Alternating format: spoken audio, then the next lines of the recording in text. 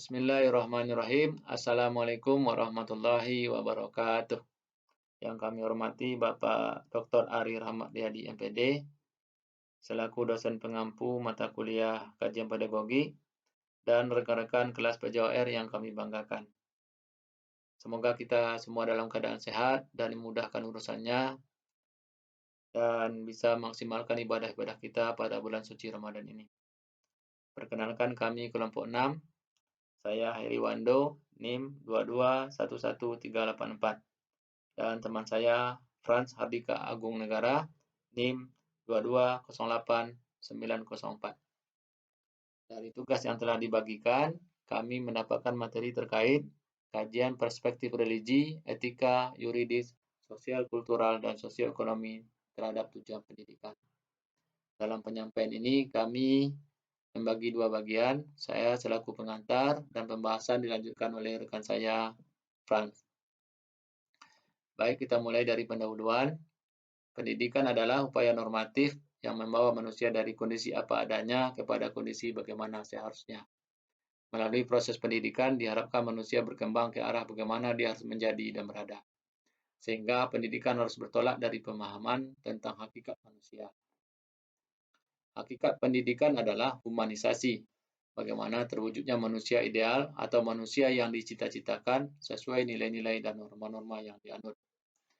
Berdasarkan tujuan pendidikan, saya ulangi, berdasarkan tujuan pendidikan nasional, maka sangat penting bagi kita mengkaji tujuan pendidikan dari berbagai perspektif, yaitu perspektif religi, etika, yuridis, sosiokultural, dan sosioekonomi. Sebelum kita membahas dari berbagai perspektif tersebut, maka kita perlu memahami terlebih dahulu apa itu perspektif. Pengertian perspektif menurut Kamus Besar Bahasa Indonesia yaitu sudut pandang atau pandangan. Menurut para ahli yang lain, arti perspektif menurut Martono adalah cara pandang yang digunakan oleh manusia ketika melihat suatu fenomena atau suatu masalah yang sedang terjadi. Menurut Sunma Atmaja dan Winardit, perspektif merupakan cara pandang seseorang atau cara seseorang berperilaku terhadap suatu fenomena kejadian atau masalah.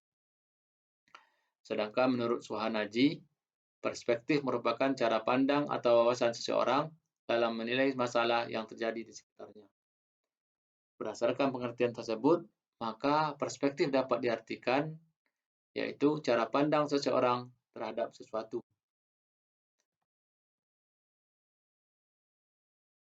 Nah, kita perlu juga memahami apa itu pendidikan. Kata pendidikan menurut etimologi berasal dari kata dasar didik. Apabila diberi awalan menjadi mendidik, maka akan membentuk kata kerja yang berarti memelihara atau memberi latihan atau ajaran. Sedangkan bila berbentuk kata benda akan menjadi pendidikan yang memiliki arti proses perubahan sikap dan tingkah laku seseorang atau kelompok dalam usaha mendewasakan manusia melalui upaya pengajaran dan latihan. Pendidikan menurut Undang-Undang Sistem Pendidikan Nasional adalah usaha sadar dan terencana untuk mewujudkan suasana belajar dan proses pembelajaran agar peserta didik secara aktif mengembangkan potensinya untuk memilih kekuatan spiritual keagamaan, pengendalian diri kepribadian, kecerdasan, akhlak mulia, serta keterampilan yang diperlukan dirinya, masyarakat, bangsa, dan negara.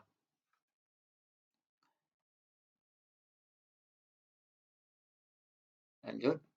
Dari keterangan di atas dapat disimpulkan bahwa bagaimanakah sudut pandang atau perspektif dari faktor religi, etika, yuridis, sosiokultural, dan sosioekonomi terhadap tujuan pendidikan. Nah, untuk pembahasan ini akan dibahas oleh rekan saya, Franz. Kepada Franz, saya persilakan. Terima kasih Pak Wando. Lalu di sini saya akan melanjutkan penjelasan pada presentasi kali ini, yaitu pada perspektif religi terhadap tujuan pendidikan. Perspektif religi atau keagamaan menganggap bahwa pendidikan memiliki tujuan yang lebih tinggi daripada sekedar memperoleh pengetahuan atau keterampilan. Pendidikan harus mempersiapkan manusia untuk menjalankan tugas-tugas keagamaan dan sosial mereka, serta membantu mereka mencapai tujuan spiritual dan moral dalam hidup. Tujuan utama pendidikan dalam perspektif religi adalah untuk mempererat hubungan manusia dengan Tuhan, mencapai kesempurnaan moral, dan memperkuat hubungan sosial antar individu. Lalu selanjutnya ada perspektif etika terhadap tujuan pendidikan. Perspektif etika mengajarkan bahwa tujuan pendidikan adalah untuk membentuk manusia yang memiliki karakter yang baik, jujur, bertanggung jawab, dan peduli terhadap lingkungan dan masyarakat sekitarnya. Pendidikan diarahkan untuk memperkuat nilai-nilai etis dalam diri individu, seperti menghargai kebenaran, keadilan, toleransi, dan kebebasan. Selain itu, pendidikan juga diarahkan untuk mengembangkan kemampuan kritis dan reflektif dalam memahami realitas, sehingga individu mampu mengambil keputusan yang tepat dan bertindak dengan etika dalam menjalani kehidupannya. Selanjutnya, perspektif yuridis terhadap tujuan pendidikan. Perspektif yuridis terhadap tujuan pendidikan adalah bahwa tujuan pendidikan harus selaras dengan konstitusi dan peraturan perundang-undangan yang berlaku. Hal ini tertulis dalam Undang-Undang Nomor 20 Tahun 2003 tentang Sistem Pendidikan Nasional yang menegaskan bahwa tujuan pendidikan nasional adalah mencerdaskan kehidupan bangsa dan mengembangkan manusia Indonesia seutuhnya yang beriman dan bertakwa kepada Tuhan Yang Maha Esa, serta bertanggung jawab sebagai warga negara yang demokratis. Dalam hal ini, pemerintah bertanggung jawab untuk memastikan bahwa tujuan pendidikan nasional tercapai dan bahwa sistem pendidikan berjalan sesuai dengan hukum dan peraturan yang berlaku. Dan selanjutnya yaitu perspektif sosiokultural terhadap tujuan pendidikan. Di sini menekankan pentingnya memahami konteks sosial dan budaya masyarakat dalam proses pembelajaran. Tujuan menurut perspektif ini adalah untuk mempersiapkan individu agar dapat beradaptasi aktif dalam masyarakat dan membangun identitas sosial yang positif. Pendidikan dianggap sebagai sarana untuk mengembangkan keterampilan sosial, etika, dan keterampilan kultural yang sesuai dengan tuntutan masyarakat. Dalam perspektif sosiokultural, pendidikan juga dianggap sebagai alat untuk memperkuat kesetaraan sosial dan meminimalkan kesenjangan antara kelompok sosial yang berbeda. Lalu ada perspektif sosioekonomi terhadap tujuan pendidikan.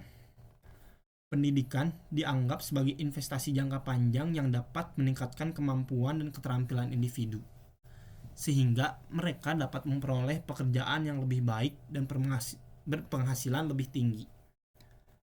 Hal ini diharapkan akan membawa perubahan positif dalam kehidupan ekonomi masyarakat secara keseluruhannya.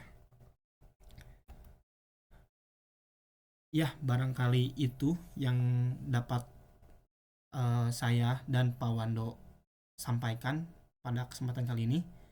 Sekian dan terima kasih.